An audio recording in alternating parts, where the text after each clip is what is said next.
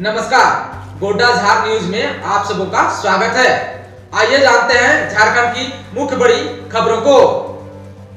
आज यानी 26 मार्च को भारत बंद, इसका असर झारखंड में भी पड़ने वाला है।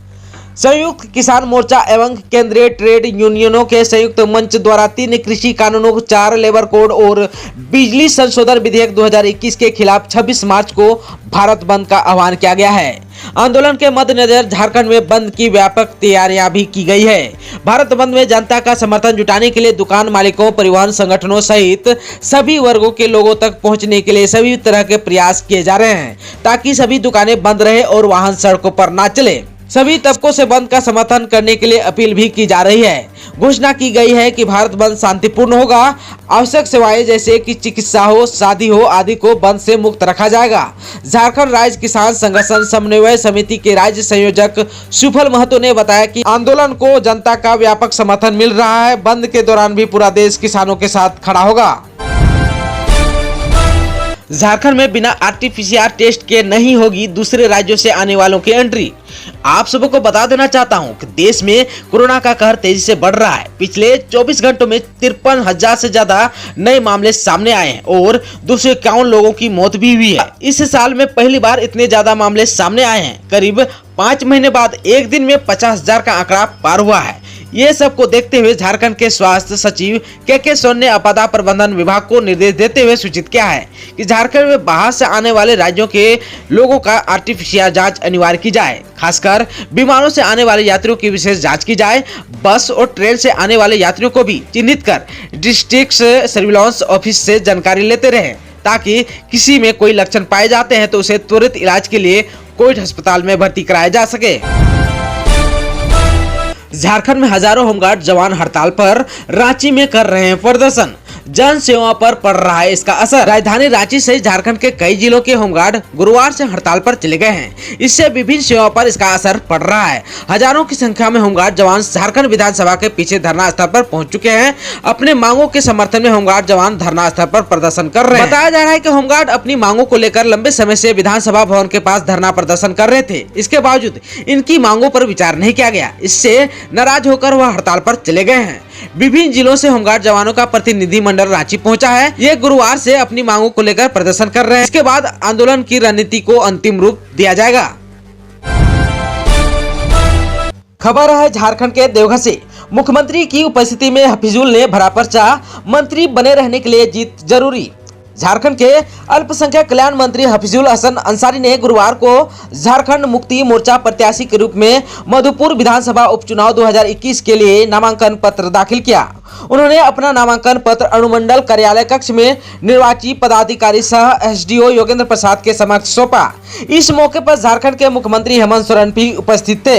हालांकि वह निर्वाची पदाधिकारी के कक्ष में नहीं गए। नामांकन से पहले मुख्यमंत्री ने हफीजुल अंसारी के पक्ष में आम बागान में एक सभा को संबोधित किया। मधुपुर की जनता से झामुमो प्रत्याशी और राज्य के अल्पसंख्यक कल्याण मंत्री हफीजुल को जिताने की अपील भी की।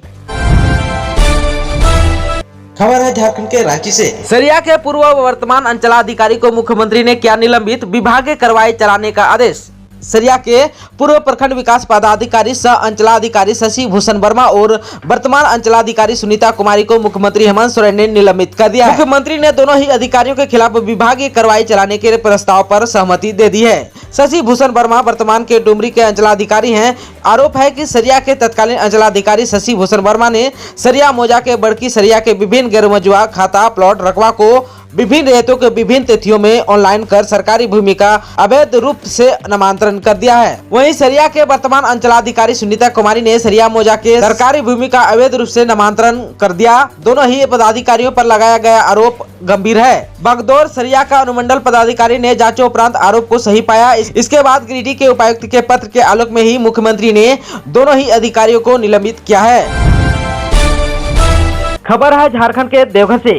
मुख्यमंत्री हेमंत सोरेन ने मधुपुर विधानसभा उपचुनाव को बताया खास, कहा हर हाल में जीतेंगे। मधुपुर विधानसभा सीट को हाई प्रोफाइल सीट बनाते हुए झारखंड के मुख्यमंत्री हेमंत सोरेन ने कहा कि यहाँ चुनाव तो होता रहा, लेकिन इस बार यह सीट हमारे लिए खास हो गया है। यह चुनाव तो जीतना ही है। जीतकर अपने अभिभावक स्वरूप हाजी साहब को श्रद्धांजलि देना है। जनता की ओर मुखातिब सीएम ने कहा कि नामांकन में उमड़ी भीड़ बता रही है कि परिणाम में झामुमो नंबर 1 पर आएगा। झामुमो प्रत्याशी हफजुल हसन अंसारी की जीत होगी। सीएम ने कहा कि झारखंड मुक्ति मोर्चा के समक्ष जब तूफान आया वह ज्यादा निखर कर सामने आया है। अब तो कांग्रेस और राजद भी साथ है। आत्मविश्वास से लवरेज हेमंत ने मुस्कुराते हुए कहा कि मधुपुर चुनाव जीते हैं, उपचुनाव भी जीत लेंगे। इससे पहले ही दुमका और बेरमो उपचुनाव जीत चुके हैं। खबर है झारखंड के हजारीबाग से। हजारीबाग में चोरी हुए भगवान बुद्ध की दोनों प्रतिमा बरामद। बिहार के 3 समेत 5 तस्कर गिरफ्तार। हजारीबाग सदर प्रखंड के बोरहनपुर से 21 मार्च की रात चोरी की गई भगवान बुद्ध की प्रतिमा बरामद हो गई। चोर रांची के ही थे और बिहार के 3 अन्य साथियों के साथ मिलकर 5 लोगों ने चोरी की घटना को अंजाम दिया था।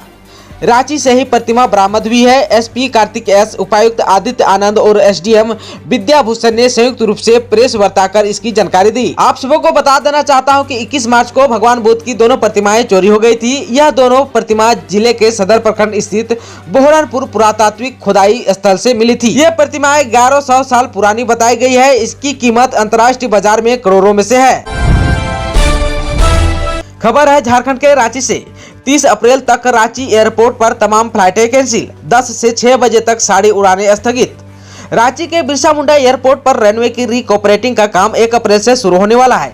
इस वजह से रांची एयरपोर्ट से सुबह 10 बजे से शाम 6 बजे तक उड़ान स्थगित रहेगी। एयरपोर्ट के अधिकारियों का कहना है कि इस दौरान दिन में उड़ान भरने वाले 20 फ्लाइटों के समय में तब्दील होगी। माना जा रहा है कि 1 अप्रैल से 30 अप्रैल तक सुबह 10 बजे से शाम 6 बजे तक विमान उड़ान नहीं भर पाएंगे।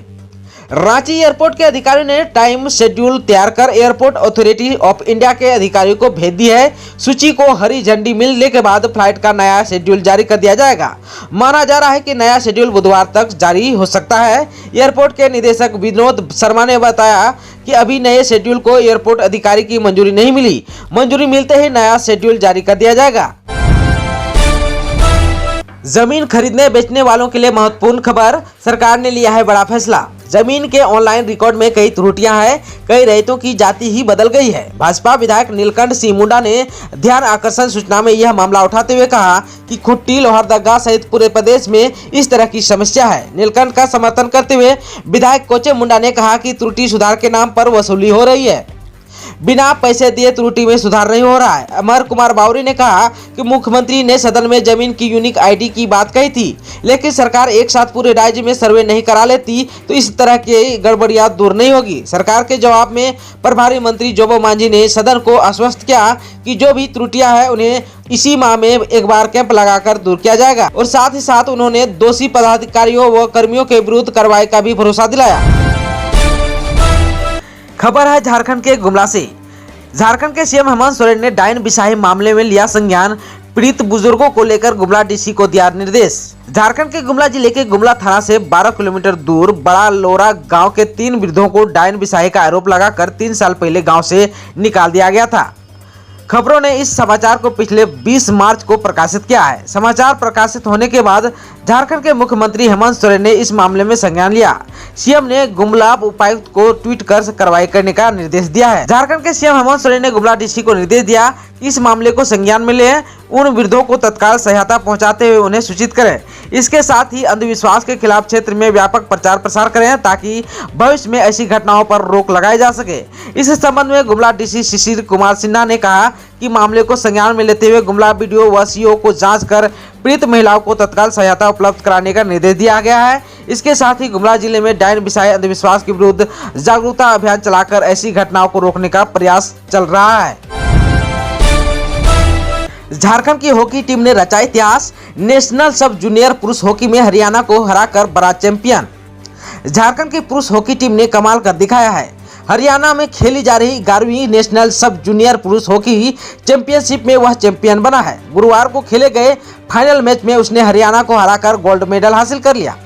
17 मार्च से खेली जा रही इस प्रतियोगिता के अंतिम दिन फाइनल में उसने पेनाल्टी शूट आउट में विपक्षी टीम को 3-1 से पराजित कर दिया। यह पहली बार हुआ जब झारखंड की सब जूनियर टीम ने इस स्तर की प्रतियोगिता में पहली बार सोना जीता है। आप सबको बता देना चाहता हूं कि पिछले दिनों सिमडेगा में नेशनल सब जूनियर महिला हॉकी चैंपियनशिप का आयोजन किया गया था।